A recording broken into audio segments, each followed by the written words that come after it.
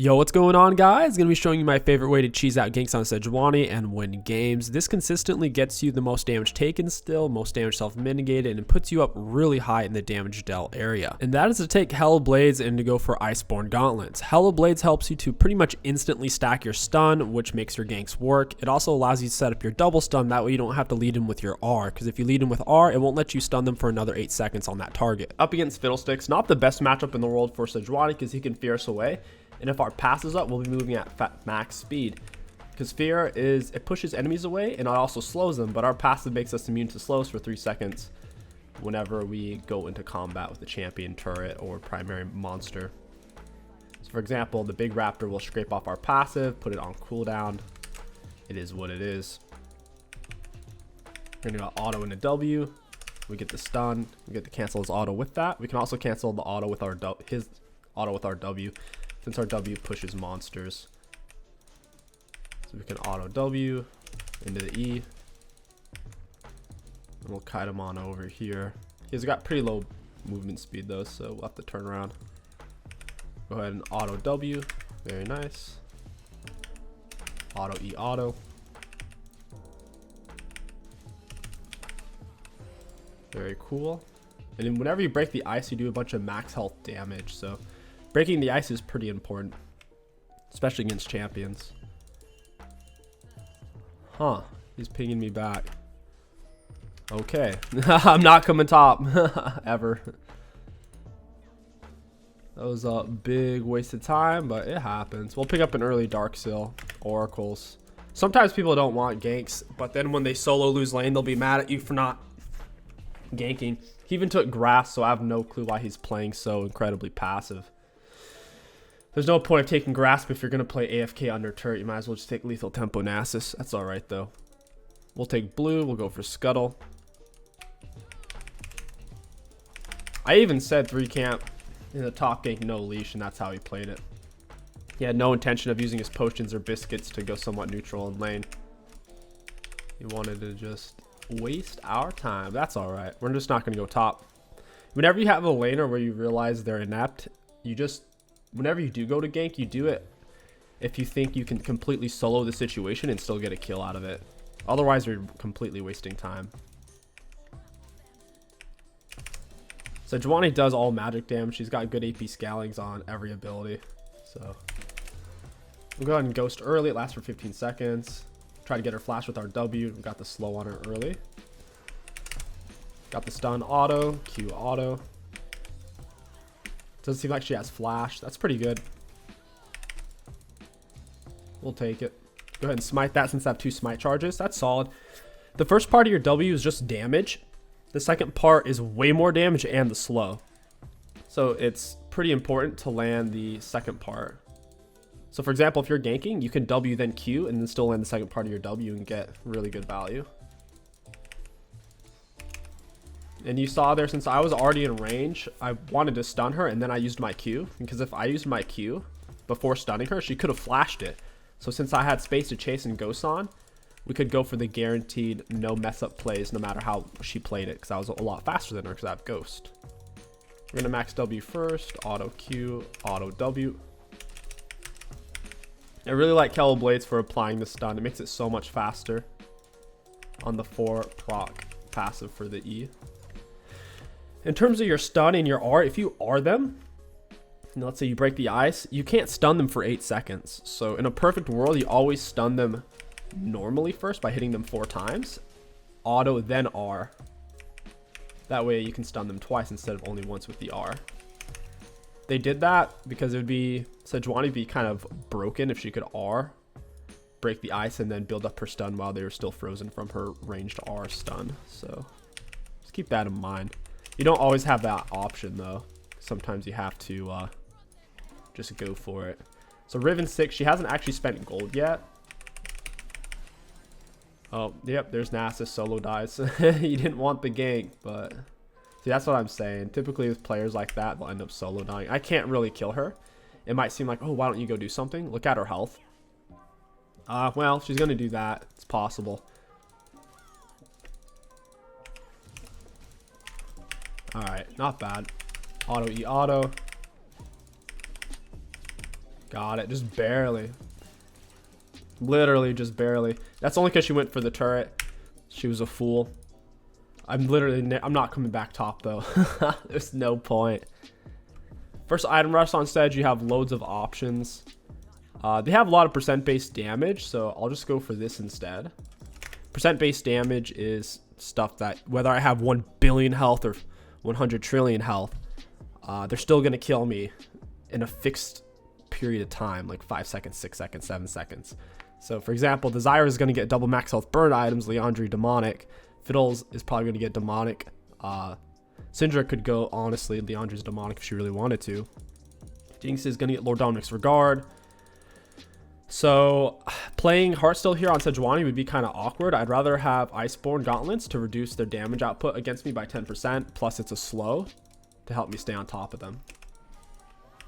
All of our ganks are putting pressure on Fiddle to start spamming out ganks. His laners are going to be flaming him for not ganking. But top lane hasn't been gankable because Riven's been primarily pushing, making it hard to gank for. My W's on cooldown here. I was going to wait a second. W, Q into her. She kind of pushed us off. Syndra can be tricky to gank because she doesn't have to stand still to cast ability, so she can get you off of her without even costing her movement.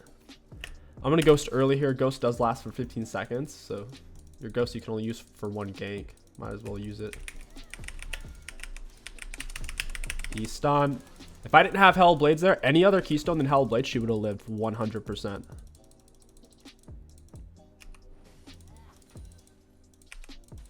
I'm not trying to take the whole wave, just slow it down for her.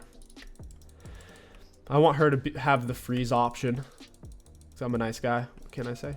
W auto, Q auto, E. In my opinion, Hellblades is the only way to play Sejuani in a solo queue environment, Iron through Diamond, and carry. If you have Aftershock, you're too slow for applying your stun, and people get away from you all the time in the early game. Because you don't have Iceborne Gauntlet slow or any item to help enhance you to do what you're wanting to do, which is land a stun. It's not warded, that's good. It's very good. I have my R, so I could jump out R. Thresh is scaring him away. We'll get her with the W. QR. Good Thresh hook. I'm going to try to stay on this chick. Alright, we take 2 turret shots. It's fine.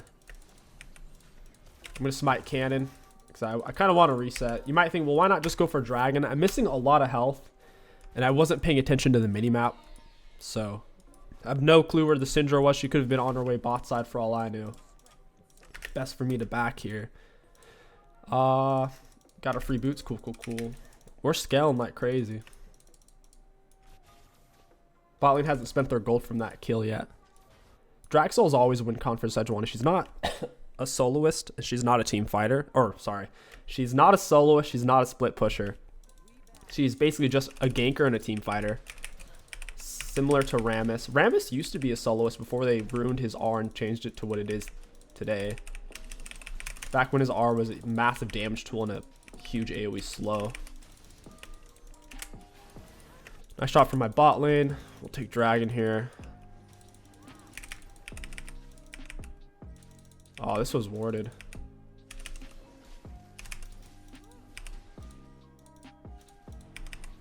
I want the scuttle. Nice. Melee champions help you to apply your stun. Sejuani plays good on melee heavy teams. Whenever you play a tank like Sejuani, your teammates tend not to play tanks or bruisers. So oftentimes you are forced to play with ranged champs when you're on this character. It is what it is. Fiddle's playing heavy topside. I don't care though. This Nasus is dead weight. It's playing Grasp and Nasus. Absolutely not a thing. If you want to play Nasus for the early game, you run Airy. If you want to play him for scaling, you run Lethal Tempo. Or, yeah, basically just Lethal Tempo or Conqueror. Early game is always Airy or Fleet. Grasp is never a thing on him.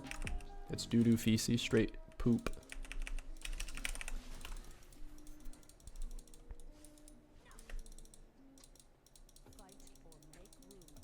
We could go bot here. We could hover mid. My R's up, so I would like to stay and gank and not have to reset. Okay, they're staying. I'll head over.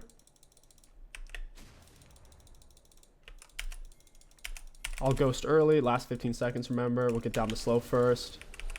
Keyword to my teammate. Get the stun auto. I don't think I die. I still have my R. I didn't need it since I was already behind. Could land slow into knock up. Don't know where the fiddle is, so I'm gonna ping that out. He's probably bot side. Whenever the enemy jungler sees you somewhere on the map for an extended period of time, especially after they've based, they tend to head over there.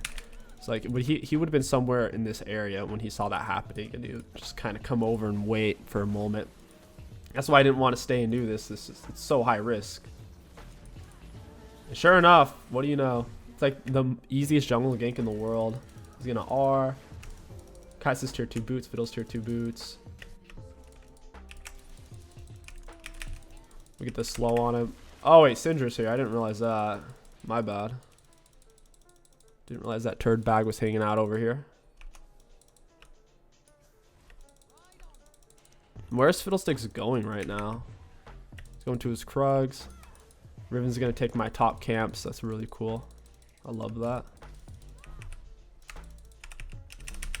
Our moment to shut down Ignite Riven was the 3 camp into top. That was our moment. Nasus should have started E. Stood on the minions. Riven goes into fighting. He throws down E. Trades a little bit. Walks away. And his E will help him hit level 2 first. Because it'll push the wave and hit Riven at the same time. The Ignite Riven is a dead giveaway of how she's going to play. That's why I wanted to 3 camp into it. See an Ignite top laner, they're looking for the all-in level 3, and it's that simple.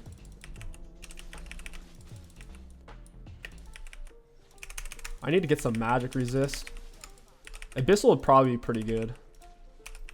Items cheap. They've made it pretty strong because they want people to build it. People still aren't building it though because it's an awkward item to get.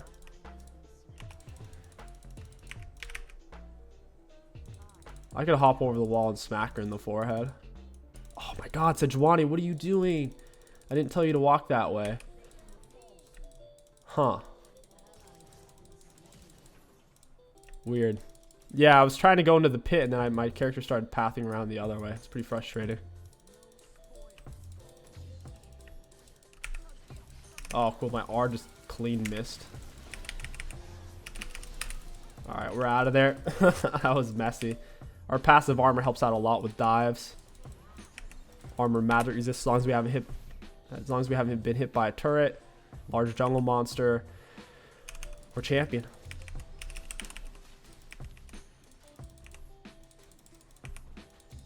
I wanted to lead in with a stun just so we would take less damage from them. They're so far behind they weren't really able to output anything meaningful. Hey, Fiddlesticks. Alright, we need to leave this area. This is a bad fight because their mid lane's going to be rotating into us. Dragon's up in 33. Against their team, I'm honestly down to go Merc Treads, although I wouldn't normally advocate going Mercs. The reason why is because you already interact positively with slows from passive. But they're going to have triple Sork shoes, so when the enemies are running triple Sorks, going Mercs is pretty much always the move.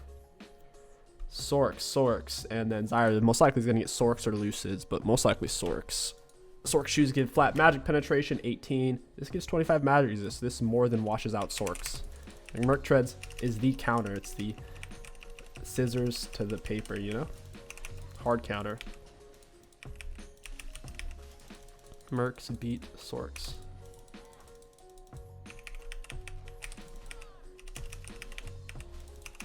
Gotta go for Dragon. There's no real reason to take these first. I'm not even getting a level up. It's just mainly the spacing. Kai'Sa's kind of low. When we take this, we got to pull it out to avoid the fiddle diddle.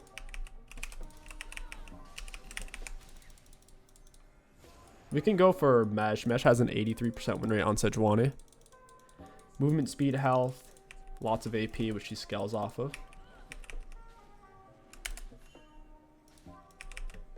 If we're gonna take this, we need to pull it out.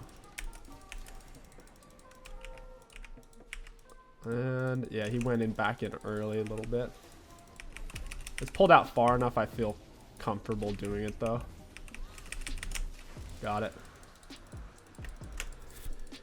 Because at least they're gonna have to use all their gap closers and flash, overcommit, get themselves killed. Get up the slow into R. That way my R can't miss. I'm gonna ghost away from that. Like, Nasus is dead. It is what it is. I accepted it. When I saw the Riven, I knew that fight was gonna be dicey. Sure enough, it was. So she went Leandri's Lucids. Huh. What a turd.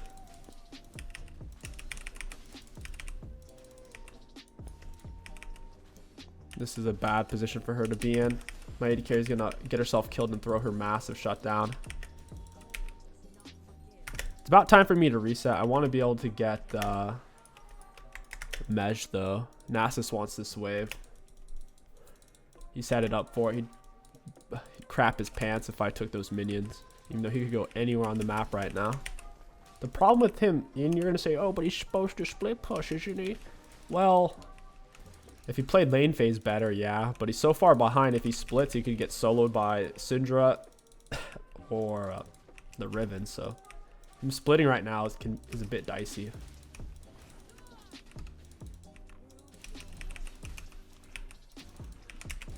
A little bit dicey. Is that Fiddle Diddle? Oh, it's warded.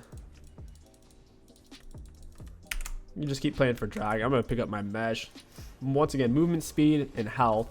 People don't realize it, but movement speed is actually probably the best form of tankiness, because you can end up canceling people's autos by moving out of their attack range before the majority of their auto attack has gone off. You can dodge skill shots.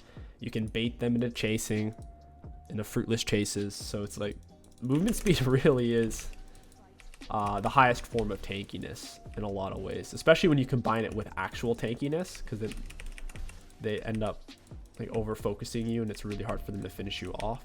That's basically singed in a nutshell. And that's why we have Mesh right now. We're really fast off of it. Really, really fast. We get a pick, so we'll lay Herald and we're good to go.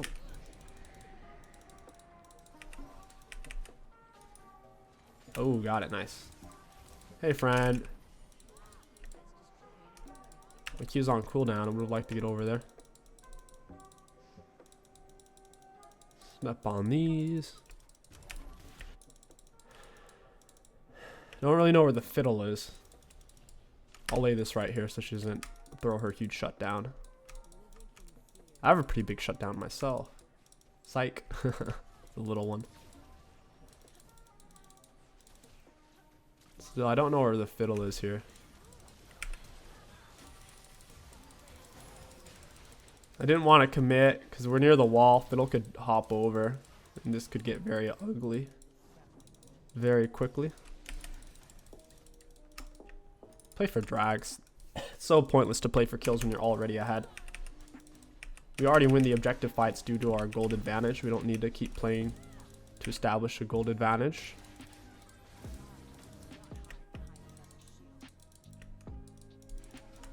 Next up on the agenda would be Abyssal, and then probably Gargoyle. You could go for really any type of jungle. I don't know what's that. Red, blue, or green. Red, blue, or green. Big voice crack are all fine. Auto W. Ooh, this is the real one. Ooh, broke the eyes. And you see the power of Hell Blades there. And also the Iceborne. Like, dude, he got freaking wrecked. He even has Leandri's. I gotta play some more Hellblade Sedge, dude. So cheesy. Problem with Radiant Virtue is it makes you extremely reliant on your teammates because you lack CC. And you also lack damage. This gives us damage and a big AoE slow. Plus, we get damage reduction as well against that person that we slow. So I'm not a huge fan of running Radiant on Sejuani when I'm trying to carry. Because maybe if I'm duo queue, which I haven't been doing really much of it all lately. But in a solo queue, nah, not really.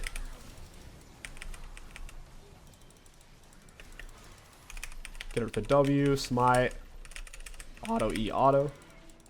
We'll take it. So yeah, if you're gonna duo with a friend, then sure, go Radiant Virtue. But otherwise, it's reduced 487 and it's dealt 414, and that's not including the actual slow value it's been applying, or how many slows we've applied, or how much they've been slowed. Because them being slowed helps us to land our stun. Landing the stun is what it's all about, baby. It's like playing Zerath and landing Q. Something you have to do. Got it. I want this red buff though. It's looking juicy. If I can keep it away from Riven and Jinx, it's going to make the team fights a lot easier.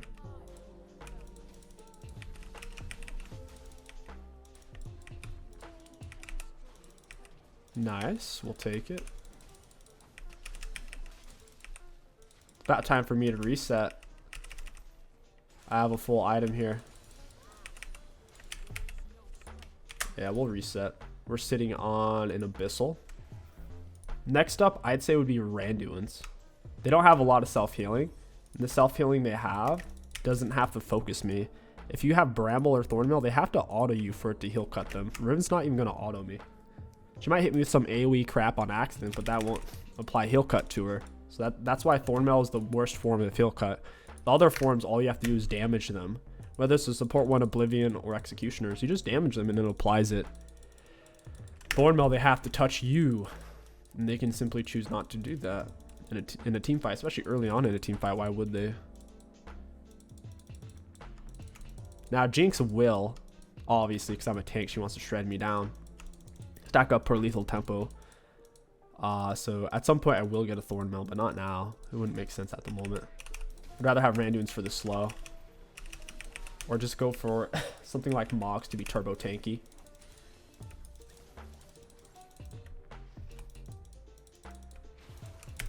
That's pretty good. QR and a W. Got it. I'm going to ghost past that, get down my slow, and we're going to walk out. I knew he was going to R and deep like that. Down she goes. Ooh, I'm about to run into turret. Oh, that Riven R did 322. Let's see if my teammates can clutch it. She's going to be healing a lot. Oh gosh, the Riven outplay. She's spamming all of her buttons at once. Can she do what she does? She put her hand into she balled up her fingers into a fist and punched her keyboard repeatedly. Impressive. Well played to the Riven. 2-item Riven beats 2-item Rise. 2-item and a half Thresh. That's wild. I mean, we could go Moggs. I should have left that fight when I saw Riv, but I know her R's an execute. I was hoping it wouldn't kill me. We're playing for Dragsoul, basically. Dragsoul is what we desperately need now after Riven got that much gold.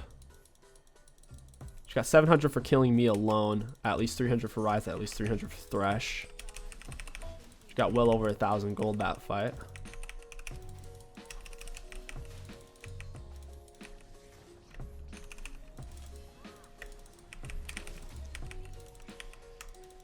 We need Kaisa to position a bit safer. We have the bigger front line by far. She's going in a little too deep. Just waiting for Drag to come up. Passive's currently giving us 71 armor, 82 magic resist. That's pretty big. Yeah, Syndra's got the double flat magic penetration. That's not very good against us. So we got Abyssal. Abyssal basically takes her magic resist and gives it to me. Functionally what it does. How many stacks does Nasus have? 25-minute marks. Any predictions? I would guess with how he's been playing, he has 400. Alright, 500. That's decent. That's a pretty good sweet spot for him. Riven doesn't have plated or any kind of armor, so when he bops her with her Q, she's going to be feeling it. The dragon's coming up. Dragon is coming. Way more important than Baron. Draxol's. The only thing more valuable than Draxol, other than ending the game, is Elder.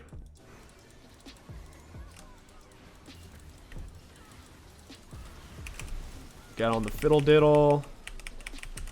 Stun the Jinx. Ooh. Stun auto. Stun auto on the Riven. Wow, that fight was a massacre. The Riven actually took some crazy damage from me. Like, obviously she was already kind of low, but we stunned her. Autoed, then R. Autoed, and she disappeared. Because it does like 10% of their max health when you break the ice on their head. And they quit. We'll take it. Solid game. Really enjoying Hellblade Sejuani. I think it's the best way to carry on it right now. It's what I have the most success with. Let's look at the graphs. Looking at damage ultimate champions, we were one of the higher ones in the game. We were 1, 2, 3, 4th dealt. That's awesome. Damage taken, we were number 1. And self-mitigated, we were number 1. So competitive damage with most damage taken, most self-mitigated. I'm really happy with that. And high value out of runes. All in all, big fan of Sejuani with Hell of Blades right now. If you guys enjoyed this Sejuani video, don't forget to like, comment, and subscribe. My name is Kingsticks. Thank you for watching, and I'll catch you guys next time.